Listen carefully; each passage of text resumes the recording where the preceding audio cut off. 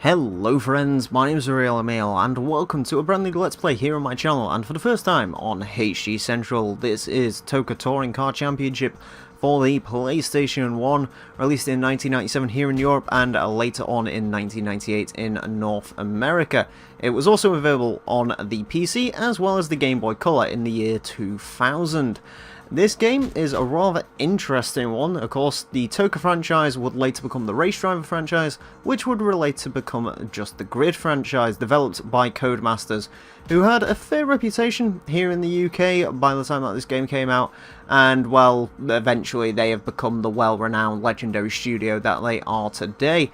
Of course, they also gained success with another racing franchise they would produce around this time, Colin McRae Rally, which would eventually become the Dirt series. But humble beginnings, certainly, for the Grid franchise, as TOCA Touring Car Championship follows the 1997 British Touring Car season.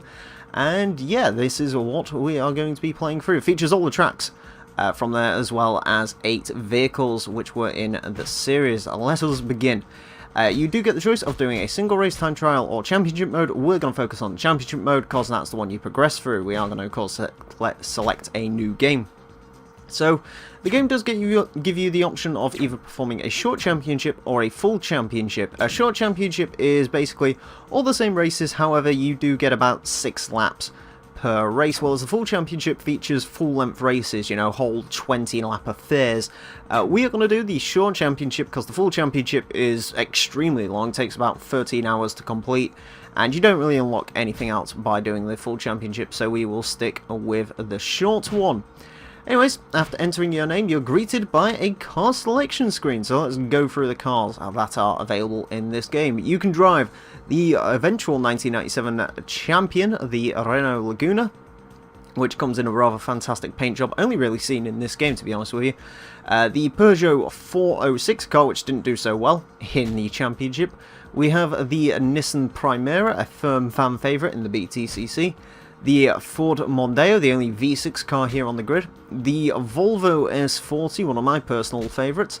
The really rather uninteresting, not one of my favourites at all, Vauxhall Vectra. The 1996 champion, the Audi A4, the only 4-wheel drive vehicle here in this game, and was also severely penalised here in the 97 season after it walked away in the 96 season, and the Honda Accord. So yeah, a pretty interesting car list. However, we are going to be using the Renault Laguna in our quest for the championship because, well, if you're going to win a touring car championship in 1997, you're driving the Renault Laguna because it was the best car available. I am playing this on a PlayStation 3 thanks to its backwards compatibility, just because it makes things a little bit easier. Round 1 is going to take us to the Donington Park GP course, and, well, we have Tiff Nadell to voice over for us. TOCA Touring Car Championship. Renault have kept their latest signing under wraps until the last minute. This is Donington Park, and the first of 2 touring car visits here this season. Today, the teams will be racing the longer Grand Prix circuit. Qualifying for the first race is due to start, so let's see who comes out on top. And yeah, Tiff Nadell. He did quite a lot of video games around this time. Anyways, at the start of each race, it does give you the option to qualify. I am going to be taking the opportunity to qualify. I tried doing a test playthrough of this game where I didn't take the option to qualify, and it would prove pretty disastrous. Although, admittedly, here around Donington, you will see why I sort of had sneaking amount of confidence because, well, Donington, pretty easy track, pretty good track to introduce you to the game. Not many games have Donington in them either. So yeah, well, we will be taking advantage of the qualifying. I won't be doing all of the laps of the qualifying most of the time just because it takes for absolutely ever. I'm not doing 3 laps of just racing around here on my own and then followed by 6, 7, 12 laps of actual racing. So usually I'll only really take advantage of qualifying to basically do the first lap. I might do another one as well, depending on how little I know the course. You know, some courses I genuinely don't know because they don't really feature in any other games. So I might have to go ahead and qualify to learn essentially the track on the fly, which should be the interesting part of this Let's Play, certainly. I forgot to break into this corner. This one can usually be quite a disastrous run. Donington GP is actually one of the longest tracks in the game. It is 2.5 miles in length. Usually takes about a minute 30 to get around here if you're a really very good driver. Anyways, as we speed to the line, we're going to get a 138.97. I will take that. With only hundredths of a second separating the first few drivers, we should have a cracker of a race on our hands. Yes. The cars are ready to start the first race, so let's join them down on the grid. Okay, so we need to get 20 points at this venue in order to proceed. I am starting in 8th position thanks to a pretty decent qualifying round, especially considering I only did one lap of qualifying. Try not to slam into the back of the Accord. So yeah, the actual physics of this game, a little bit of an interesting one. You'll see this as we go on. At the time this game came out, the physics were considered pretty, oh god, trying to dive off the road to avoid, oh god, that Audi's been collected. I slightly caused that, but shh.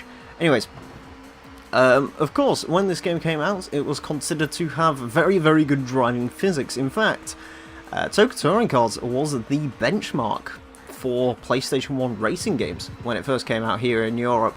Eventually being trounced by Gran Turismo as the ultimate PlayStation 1 driving game later on in its life, but and then GT2 of course came out after that one. Try and get around the side of Plato, who's of course, because it's Plato, trying to push me into the grass, and that is not going to work for you, sir. Brake nice and early into it. Yeah, the physics are fine in this game. They're not like amazingly realistic. You can take corners at silly amount of speeds, and if you watch speed runs on this game, because I believe someone speed run the full championship and it took them 11 hours. That gives you an idea of how long the full championship is. But yeah, he was you know, taking some corners at some serious speed. If you know this game, you can go really very quickly around the tracks. Me personally, though, not really knowing this game all too well, I'm not quite on that caliber, so yeah, you may see me occasionally cock up. The handling is very finite. You can spin the cars up very easily. Usually, you may sort of see the way I'm cornering looks a little bit weird. It is because I am literally tapping the D-pad to get round. You can't hold it in a direction for too long, because eventually the back end will try to meet the front end of the car. Even in a front wheel drive car like this Laguna, it is going to try and do that. So you do have to be very cautious when it comes to driving on this game. And to be fair, if it feels like the car's got no grip, it's gonna go. The car is just gonna spin out. You can't save it. It's not gonna happen. So yeah, you do have to be really very fine with the controls, I want to say. You need to know what you're doing, basically. Also, the brakes lock up pretty easily because these cars have no ABS. You cannot brake and turn in this game. That is, you just can't do it. Admittedly, you know, that is actually fairly realistic, I guess, especially in a car with no ABS. You don't want to sort of be braking on turn-ins. It kind of upsets the weight transfer of the vehicle as well, but you really can't brake and drive because the car will just spin out and that'll be the end of you. You'll be toast. So yeah, hey, we got fastest lap. Lovely. But yeah, you do have to be severely careful. The AI in this game is a well, yeah, see what I mean? I knew the car was going around. This is one of those games where you have to hold the brake to try and get into reverse. Try and pull away. I don't see any cars behind me. I think I've got a pretty good lead on the competition there, so yeah, well, not too bad. Interestingly enough, I usually actually drive better when I'm racing with AI drivers. Sort of in the touring car tradition, you can sort of use them as cushions to get around some of the corners. This game does have damage, however, it is not mechanical. Well, I say that actually. I think you can actually completely murder some vehicles. I'm not quite sure on how you do it. I don't know if it's a case of you can flip them over or something.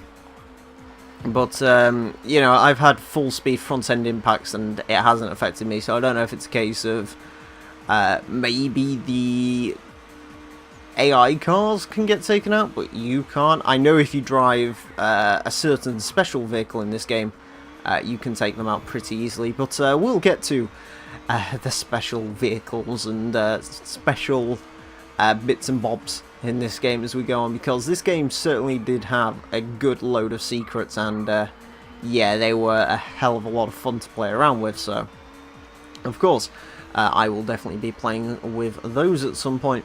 Interestingly enough, there is a couple of shortcut strategies around this track. You can go through the pit lane. That will actually minimise your time off, because the pit lane is significantly shorter than that last corner. If you go too fast through the pit lane, I think, you can basically trick the game into letting you into the pit lane without you actually having to pit, which is quite nice. I think, anyways. I don't know if this game actually has working pit stops. I would assume not. But yeah, you can use the pits. I guess we could try that at some point, although I don't really want to. Yeah, other than that, it is a fun old game. It definitely feels weird. I'm not going to say anything other than that. You know, it doesn't feel like a modern game at all. You know, you compare the handling of this to your Forzas and even your terrible sim games like your Project Cars. You know, the cars aren't as unpredictable as they are here. I guess it's kind of like a fun danger thing, to be honest with you. Like the danger of actually spinning one of these cars out and so on. You can do it. It is perfectly possible to do so. And there is a little bit of a danger involved there, so I guess that's something that it does, but yeah, it definitely feels weird. You definitely have to play the game a little bit, figure out what it's going to do, especially when there's weather conditions, which of course we will see that later. I don't, at least in my personal experience, it doesn't feel like the weather conditions affect the cars ridiculously. It could have some effect on them. It's basically like the Grand Theft Auto rain effect by the looks of it. You know, it does have some effect on the handling of the vehicle, but it isn't majorly or anything like that. And damn, we're not too far off the best time of that one there, are we? Alright, let's break into here. The corners are terrifying on this game. Like the more straight line speed corners are very terrifying, because it does genuinely feel like the car could just randomly stop giving you grip at any point, and yeah, your heart starts racing once you get no response from the controls whatsoever. That is the sign that the car is going to go around. I don't know sort of if the cars have any intricate differences. I've driven a couple of the cars. Honestly, I couldn't really tell. I think the Laguna is one of the better accelerating cars of the bunch, as I sort of accidentally pumped that Ford Mondeo into the scenery over there.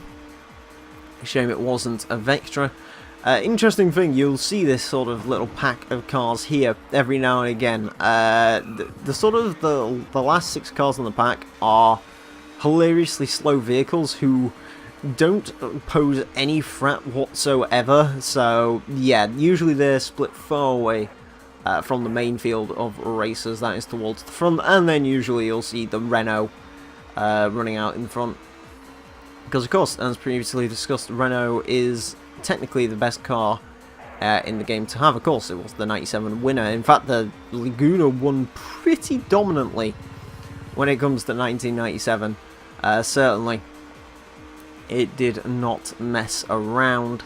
We were slightly quicker on that lap, apparently, as we catch up to a white Vectra. One of the cars you can't drive in this game, actually, the white Vectra. You know, basically the way this works is you will take the position of driver number 1 in any grid. Ooh, well, okay, it's a Vectra, I don't care. Anyways,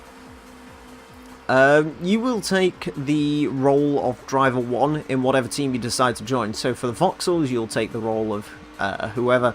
The Renault, I took the role, ironically, of the eventual 1997 champion. I can't remember his name to save my life. I will I believe he was a Swiss man. I will go ahead and check that out for the next episode and try and get some touring car commentary going on this one. But yeah, I take the role of him, which means Jason Plato is my teammate, a man who I'm not very keen on. But yeah, because of that, the Vauxhalls actually have different paint schemes. One of them is red and one of them is white, and you can't drive the white one. Interestingly, I need to stop getting phone calls. That's what I need to do. I apologise for that. Yeah, that's irritating. 2 seconds. Anyways, continuing on. Let's try not to crash the car. There we go, pull it back on the track. Yeah, okay, we are back, and we're literally just about to finish this race by the looks of it, which is lovely. And we'll be able to take pole position in the first ever round of our touring car season. There we go. And that's the very first victory of the new Renault driver's career, and I'm sure he'll be delighted. So let's have a closer look. Oh, hey, Plato, 47 seconds. Wow, excellent. It's All right. important for all the drivers to get a good lap in here as we join the second qualifying session. Here we go again, another qualifying session here at Donington. Let's see how well this one goes. I would imagine it'll go pretty much the same as the last one, to be honest with you, except that I know the track a little bit more now. Very pleased with that first result, actually. 47 seconds ahead of Plato. Now, do not worry, this game... Oh my god. Yeah. You know what I was talking about, the handling being a little bit dodgy? Yeah. That's one of the things it can do. It sort of, you will just lose grip at random points. That can happen. It's quite scary when that happens, but it can happen. You know what? I'm going to test that pit stop strategy on the qualifying session for this, because admittedly, it doesn't really matter if we can somehow get 47 seconds over the leader in the previous race. You can sort of see why I didn't do the full championship now, to be honest with you, can't you? Because if I did the full championship, that would have just, like, not happened. That, you know, like, that race would still be going on right now. It was a 20-lap race, and we would be a million seconds ahead of Plato, and it would be really boring. Like I said, luckily these races do get longer. Oh, sorry. Do get harder as we go in. Donington's a bit of a weird one. I always write Donington off when it comes to this game, because like round 1 in this game is ludicrously easy. Round 2 is where you get your issues. Right, let's just try and see if that... Oh yeah, of course it works, because technically... Yeah, there you go. I think, yeah, if you do go too quickly through there, you can actually muck it up, but... where are we? Oh, we're starting in 9th. Okay. Let's join the second race of the day. We need to get position number 6 in this race, apparently, to advance onwards, which is absolutely fine by me. Yeah, the championship point's a little bit weird in this race, so you may notice, you know, sure, we did win around number 1, and that's great and all, but that still hasn't secured us anything. We need to be still constantly moving up the championship rankings, and that does get harder and harder as this game does go on. Try not to make the same mistake we did in qualifying. The Accord is trying to brake check me by the looks of it, which is not going to go well. Audi pushing me off into the grass. Thank you very much, sir. Typical Audi driver. Right there in front of us.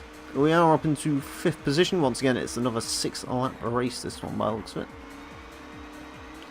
So we're going to move around the side of the Audi, get around the Accord. Can I dive to the inside to get up the other Accord? Not quite. He's going to block the racing line. And I'm going to push him a little bit wide because he's being a bit of a wanker. Alright, Plato. Let's try and get round you. Admittedly, teammates don't really matter in this game too much because, well, you know, you're sort of rolling independently as Plato goes off. I don't cause an accident, thank you. I mean, to be fair, it would be... I don't want to say it'd be cool if he caused an accident, but the accidents in this game are something to behold. They do get pretty spectacular when they want to. Yeah, you can have some rather terrific incidents in this game, and it is rather amusing when that does happen, if a little bit morbid, I guess. Anyways, we are going to put in a pretty terrible first lap, but admittedly, we shall see how the second lap goes. It'll probably get better. This point will probably become more of a hot lapping contest because, well, we are far ahead of anyone else. Maybe someone can correct me in the comments on this one, but this does appear to be a game where you're sort of... the AI seems to be randomly generated when it comes to the difficulty.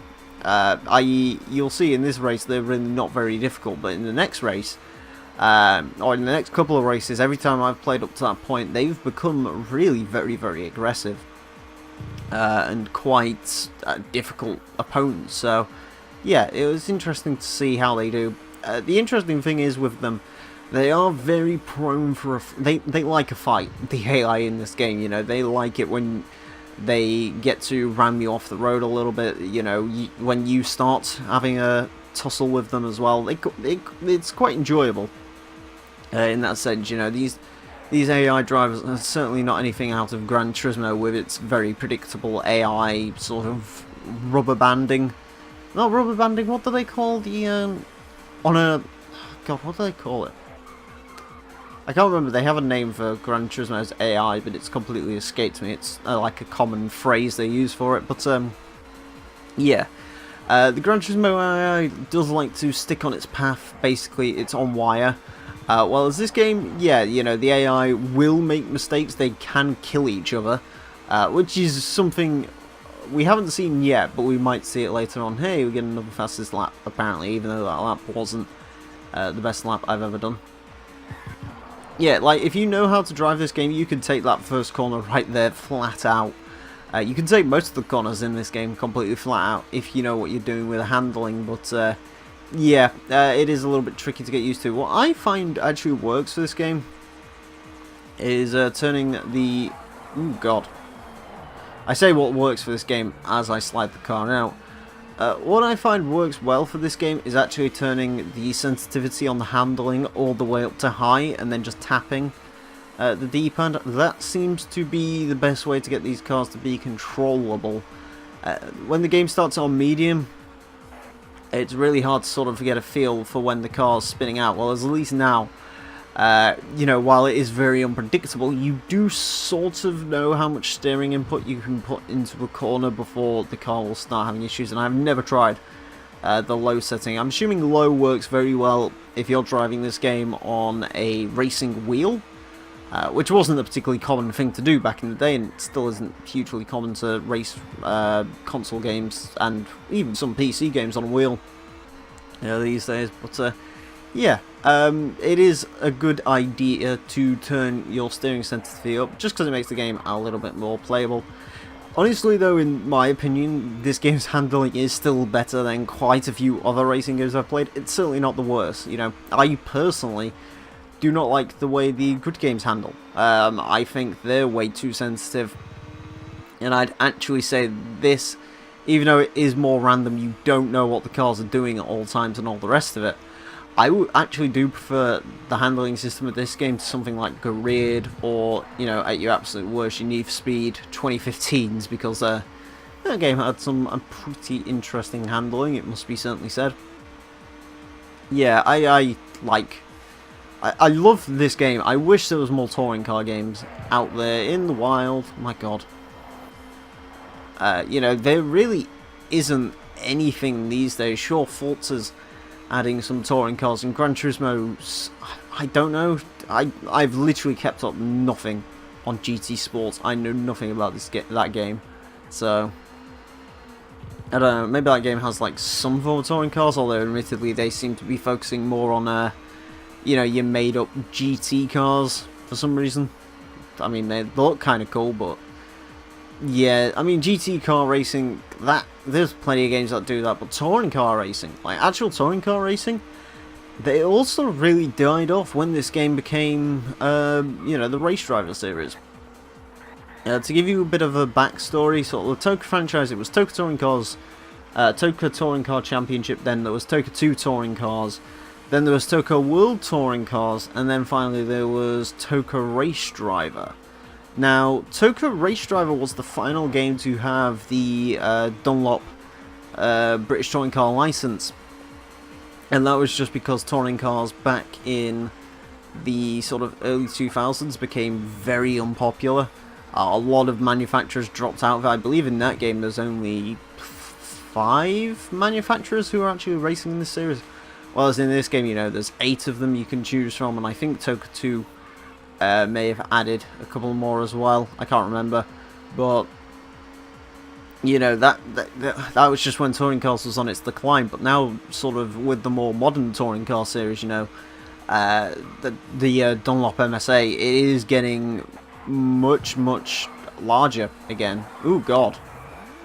It is almost starting to get to sort of 90s levels, really. I mean, admittedly, you know, 90s is when the touring cars weren't the most popular, but it's starting to creep up there again, you know. It is quite a popular show. You do see a lot of people on it, and so on.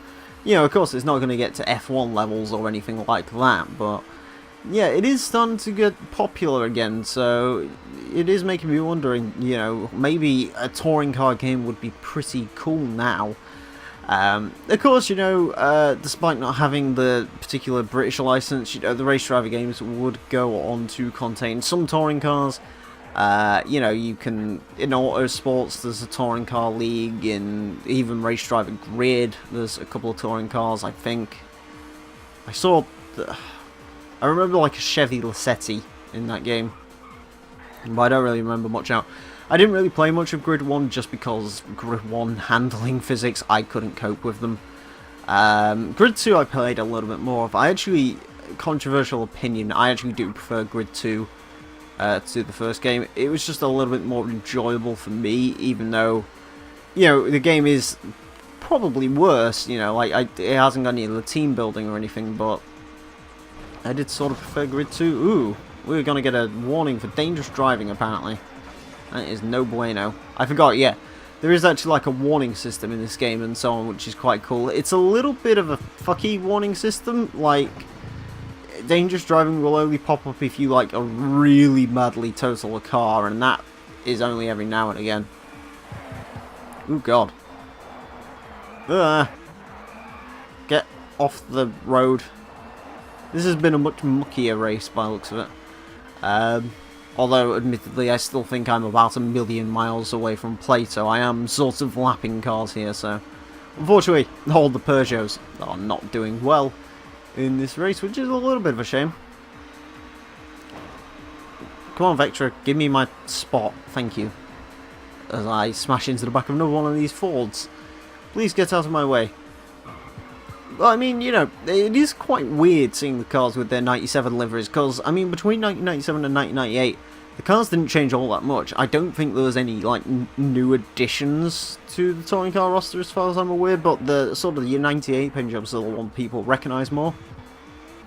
You know, I mean, they were in Gran Turismo 2, for example, you know, and they were in a few other games as well.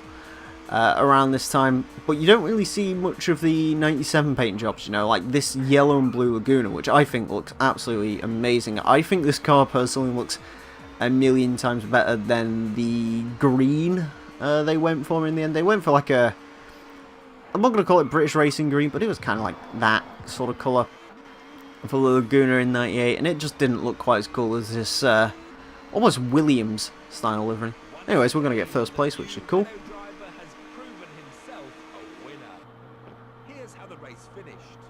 And we're going to be 30 seconds almost in front of Plato. So, lovely. Let's see how today's events affect the championship table. The new Renault driver is in the lead at this stage. Can he keep it up, I wonder? Yes, excellent. Okay, we shall save our game. And move on to round number 2. Anyways, and that was round 1 of TOCA Touring Car Championship. 2 pole positions. Very good. for our first championship. However, as we head into rounds 3 and 4, things could very much change. So, I will see you for rounds 3 and 4. Thank you all very much for watching. If you're watching us on HG Central, I'm going to assume there's a link to my channel in the description. You can come and check out my 6 out of 10 content. It's alright. Yeah. Anyways, thank you all very much for watching, and until next time, a farewell.